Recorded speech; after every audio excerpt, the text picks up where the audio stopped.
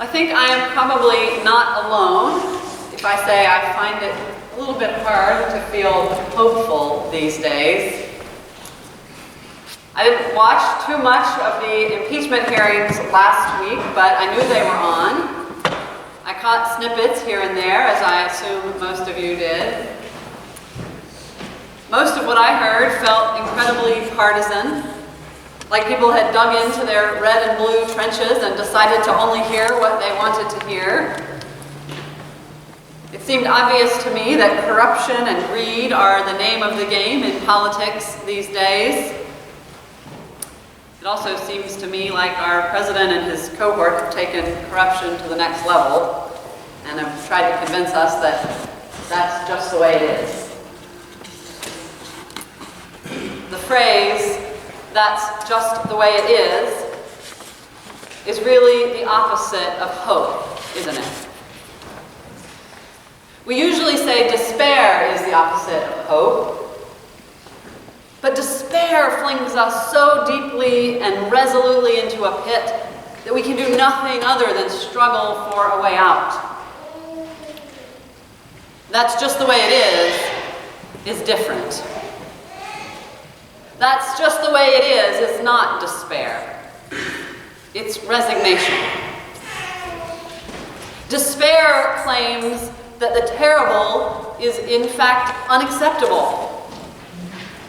Resignation suggests that the terrible isn't so bad after all, or that it is, but there's nothing we can do about it. It's not just in our politics either, is it? That's just the way men are, we're told, when gender-based violence and aggression emerge in our workplaces. Women learn to expect it, to accommodate it, whenever possible to protect themselves from it. That's just the way the budget works. We accept when politicians cut funding from education and social welfare programs, or when corporations refuse to raise the salaries of their lowest paid workers. That's just what marriage is like, we tell ourselves when love is lost, but we soldier on for the children or for appearances or out of habit, afraid to speak our deepest longings or listen to those of our partners. Resignation is not despair. Resignation is the slowly heating pot of water that will kill the frog of hope. The prophet Isaiah offers an antidote to our hopeless resignation. The reading we had for today is profoundly positive. All the nations shall stream to God's mountain, follow God's ways, beat their swords into plowshares, and cease to study war. It's so positive it's practically unbelievable, isn't it? We might say it's idealistic, maybe even naive.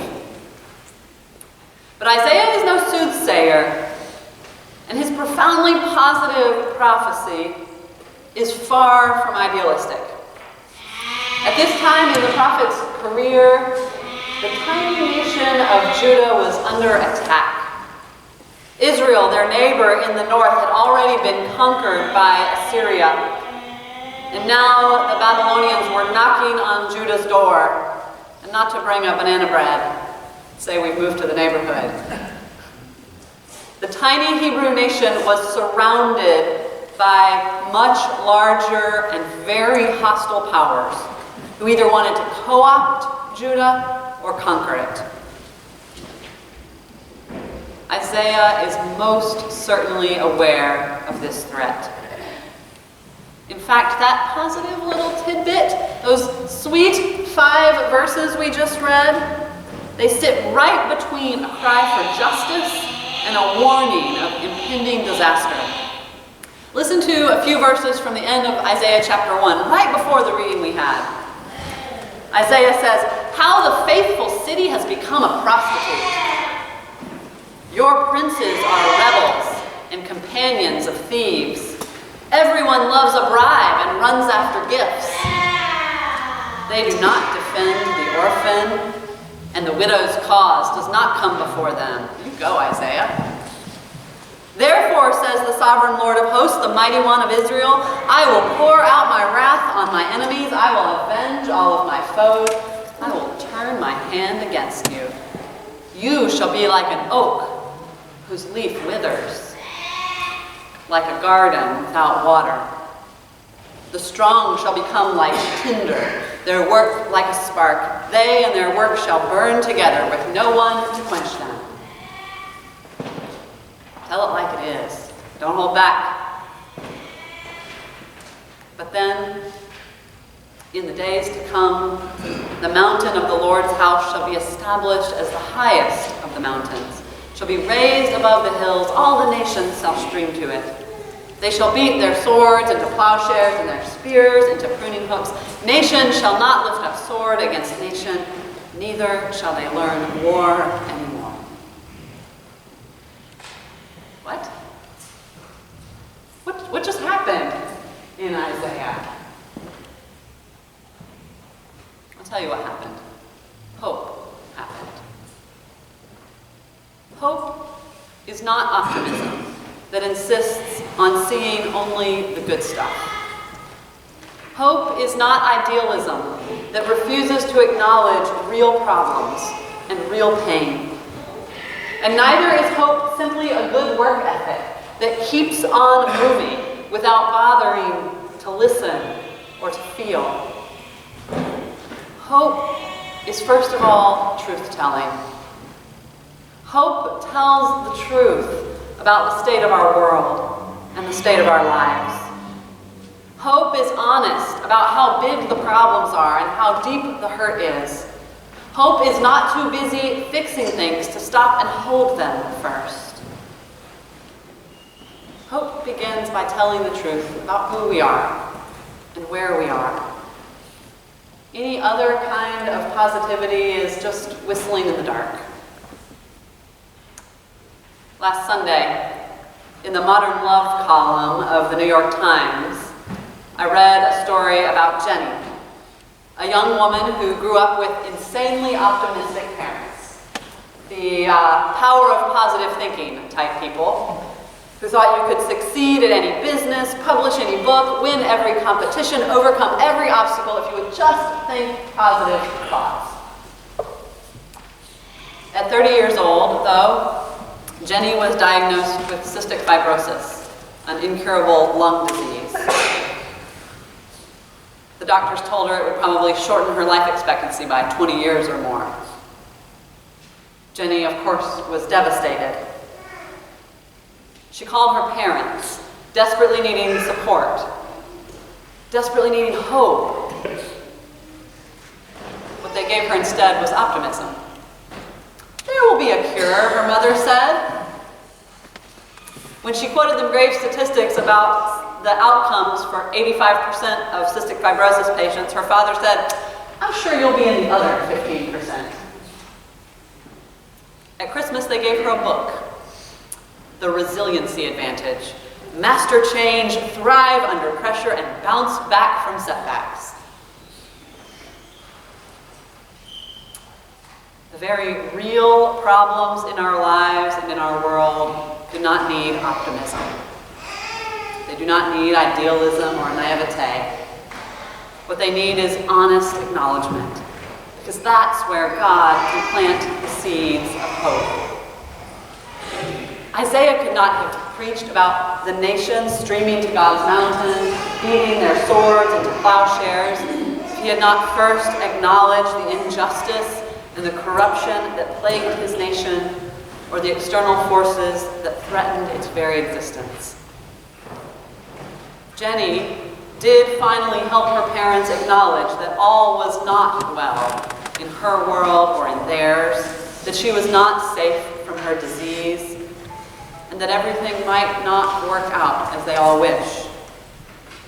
And when that little breakthrough, that maybe big breakthrough, finally happened, Jenny felt more hopeful and less alone than she ever did amid the shiny falsehoods of optimism.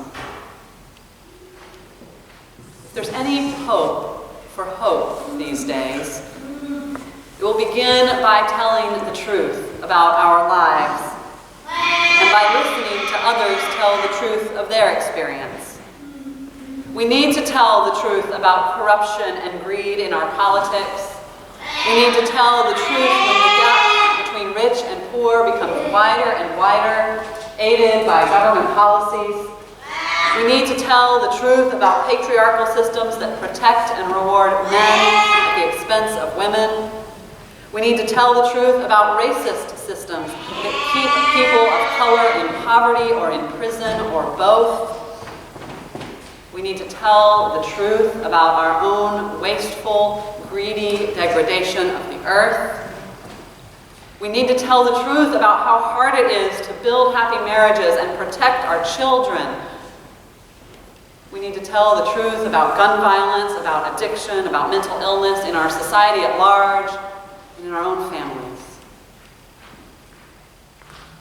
Hope comes to life when we can tell the truth about a present reality that is opposed to God's plan, but when we refuse to accept it as the final reality, as the last word. This kind of living, honest hope is where movements start and revolutions begin. This living, honest hope is what sustains the long struggle for justice and peace. It's what strengthens women to say, "Me too," and "Time is up." It's what emboldens young people to insist that Black lives matter. It's what nudges a whistleblower to say, "This is not normal." And this living, honest hope is also what sustains our personal lives in the face of hardship and just plain old exhaustion. It's what pushes a young woman with cystic fibrosis to say to her parents, "I'm not okay, and I need you to be not okay with me as I fight this disease." It's what enables a couple to look at each other and say, "Let's get some help." It's what encourages parents to bundle their children for school and then organize for gun control. This living, honest hope is what broke forth from the lips of the prophet Isaiah and was born as a homeless babe to a teenage mother in Bethlehem. I cannot tell you that everything will be okay tomorrow. I cannot tell you that our politicians will become honest or that the war in Cameroon will soon end. I cannot tell you that your children are safe at school. I cannot tell you that the best candidate will get the job or that your marriage will make it or that your sick relative will get the visa they need to get medical treatment in this country. But what I can tell you is that I hear you. This is not the world that God intends, but it is the world that God came to save. It is the world that God is coming to save. That's what we wait for with hope at Advent. So this Advent, church, could we be brave enough to tell the truth? Could we be braver still and hear truths from our neighbors, even when those truths make us uncomfortable or convict us? Could we do it even if it scares the hell out of us? Because truth-telling is the catalyst of hope.